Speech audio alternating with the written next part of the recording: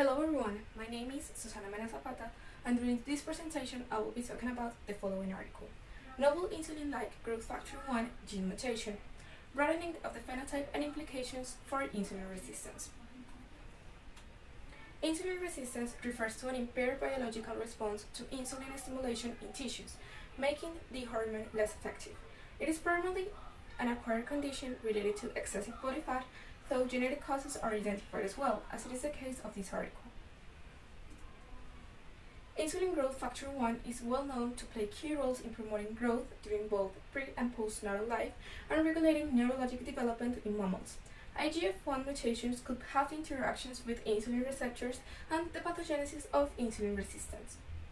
This study describes a 12-year-old girl presenting with severe short stature and insulin resistance, but with normal hearing and neurological development at the lower limit of normal. For the first method, genomic DNA was extracted from the patient and her parents' peripheral blood. Through whole exome sequencing is a test performed attempting to identify changes in a patient DNA associated with medical concerns. The whole genome was enriched, read, compared, and analyzed. The variants found in the patient's and her parents' DNA were confirmed as pathogenic and classified based on the American College of Medical Genetics and Genomics guidelines, corresponding to the expected for the disease. Real-time PCR tests consist in monitoring the DNA amplification in real time through monitoring of fluorescence, where accumulation of amplified DNA is detected and quantified as the reaction progresses. This study has diverse applications such as the gene expression analysis, in this case, IGF-1 sequences. Western blotting immunoassay measures the interaction between an antigen and an antibody in order to determine a protein concentration by using an antibody recognized by chemoluminescence. As every gene codifies for a protein, IGF-1 protein's expression was quantified in patients' cell extracts. An apoptosis assay detects and quantifies the cellular events associated with programmed cell death by adding trypsin, a proteolytic enzyme, to dissociate cells and break down proteins, and then using ethidium bromide and acridine orange as a fluorescent tag for nucleic acids.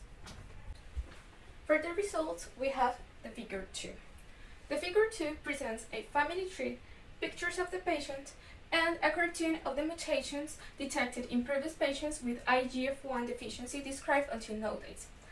Both parents were found to be heterozygous carriers for this mutation, where the single nucleotide change leads to the substitution of the amino acid serine with the amino acid cysteine. The family tree also shows that most of the patient's relatives are already deceased, which ones suffered from type 2 diabetes, and which ones are under 160 centimeters of height, including the patient's father.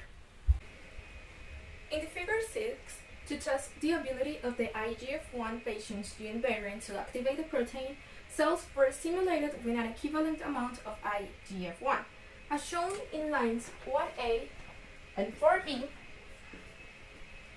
a significantly weaker stimulation was observed when the patient's extracted samples were used, compared with the effects obtained in controls, lines 4 and 5A and 7 and 8B, suggesting a reduced potency of the mutant IGF-1 in terms of protein activation. After several weeks of selection, HEK cells expressing control IGF-1 or the IGF-1 variant were collected for RNA and protein extraction to assess expression levels of IGF-1 and their ability to phosphorylate IGF-1 receptors. As shown in figure 8, control clones, this one, and this one, showed similar levels of IGF-1 RNA expression. The IGF-1 variant secreted by these cells was found to have a reduced ability to phosphorylate the receptor compared to the control. In order to conclude with the results, the patient presented in this study developed severe insulin resistance and glucose intolerance that was documented at the age of 12.6 years. In silico analysis suggested that it would be possible that IGF-1 variant had lower binding affinity for IGF-1 receptor, but some increased binding affinity to insulin resistance, and that also mutant IGF-1 may prevent insulin from binding to its receptor. After testing several cell lines, it was noted that insulin resistance phosphorylation was not impaired in the presence of mutant IGF-1. For the discussion, one of the authors said that heterozygous carriers of IGF-1 mutations were found to have higher fasting insulin levels, suggesting IGF-1 haploinsufficiency is a potential cause of glucose homeostasis impairment. The principal authors of the article agree with this statement, as the hypothesis seems applicable also to the patient's family.